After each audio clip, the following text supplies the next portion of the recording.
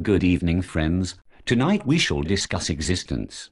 This vanity finds expression in the whole way in which things exist, in the infinite nature of time and space, as opposed to the finite nature of the individual in both, in the ever-passing present moment as the only mode of actual existence, in the interdependence and relativity of all things, in continual becoming without ever being, in constant wishing and never being satisfied, in the long battle which forms the history of life, where every effort is checked by difficulties and stopped until they are overcome.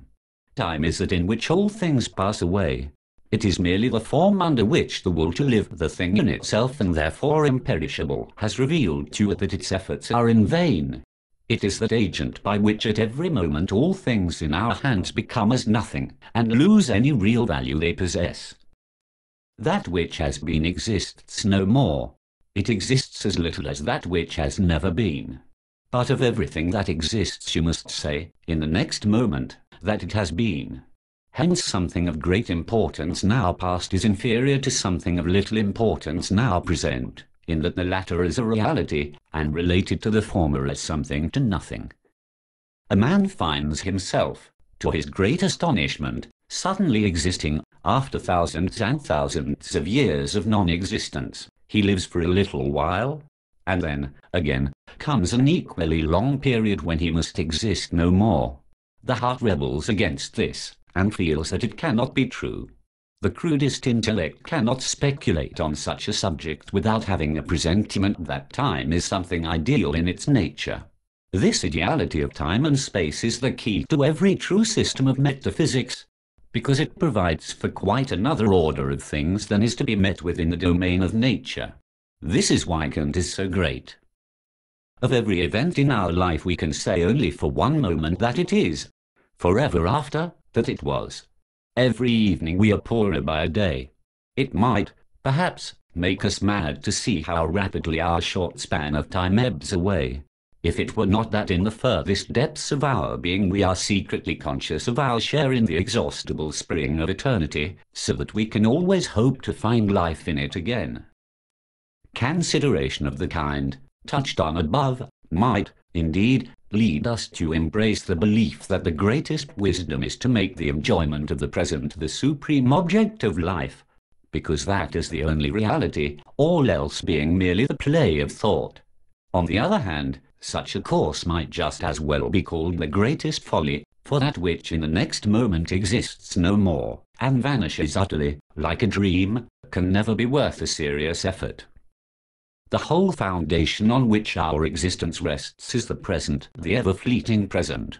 It lies, then, in the very nature of our existence to take the form of constant motion, and to offer no possibility of our ever attaining the rest for which we are always striving.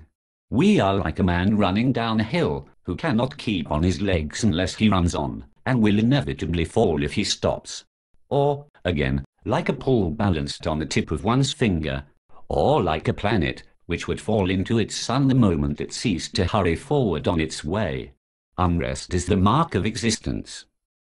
In a world where all is unstable, and naught can endure, but is swept onwards at once in the hurrying whirlpool of change, where a man, if he is to keep erect at all, must always be advancing and moving, like an acrobat on a rope, in such a world, happiness is inconceivable. How can it dwell where, as Plato says, continual becoming and never being is the sole form of existence? In the first place, a man never is happy, but spends his whole life in striving after something which he thinks will make him so. He seldom attains his goal, and when he does, it is only to be disappointed.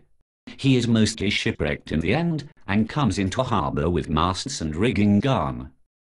And then, it is all one whether he has been happy or miserable, for his life was never anything more than a present moment always vanishing, and now it is over. At the same time it is a wonderful thing that, in the world of human beings as in that of animals in general, this manifold restless motion is produced and kept up by the agency of two simple impulses, hunger and the sexual instinct, aided a little, perhaps, by the influence of boredom, but by nothing else, and that, in the theatre of life, These suffice to form the prime mobile of how complicated a machinery, setting in motion how strange and varied a scene. On looking a little closer, we find that inorganic matter presents a constant conflict between chemical forces, which eventually works dissolution, and on the other hand, that organic life is impossible without continual change of matter, and cannot exist if it does not receive perpetual help from without. This is the realm of finality, and its opposite would be an infinite existence, exposed to no attack from without, and needing nothing to support it, a timeless, changeless state, one and undiversified, the negative knowledge of which forms the dominant note of the Platonic philosophy. It is to some such state as this that the denial of the will to live opens up the way. The scenes of our life are like pictures done in rough mosaic. Looked at close, they produce no effect. There is nothing beautiful to be found in them, unless you stand some distance off. So, to gain anything we have longed for is only to discover how vain and empty it is. And even though we are always living in expectation of better things, at the same time we often repent and long to have the past back again. We look upon the present as something to be put up with while it lasts, and serving only as the way towards our goal.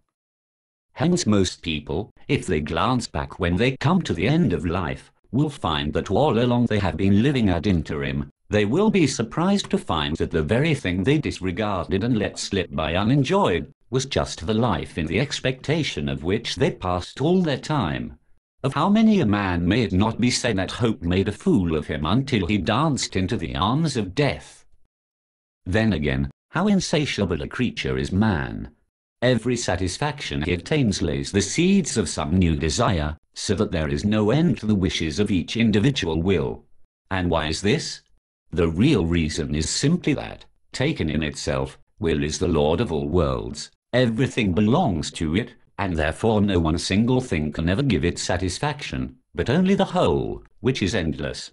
For all that, it must rouse our sympathy to think how very little the will, this lord of the world, really gets when it takes the form of an individual, usually only just enough to keep the body together. This is why man is so very miserable. Life presents itself chiefly as a task, the task, I mean, of subsisting at all, garner survive. If this is accomplished, life is a burden, and then there comes the second task of doing something with that which has been won, of warding off boredom, which, like a bird of prey, hovers over us, ready to fall wherever it sees a life secure from need. The first task is to win something, the second, to banish the feeling that it has been won, otherwise it is a burden. Human life must be some kind of mistake. The truth of this will be sufficiently obvious if we only remember that man is a compound of needs and necessities hard to satisfy, and that even when they are satisfied, all he obtains is a state of painlessness, where nothing remains to him but abandonment to boredom. This is direct proof that existence has no real value in itself.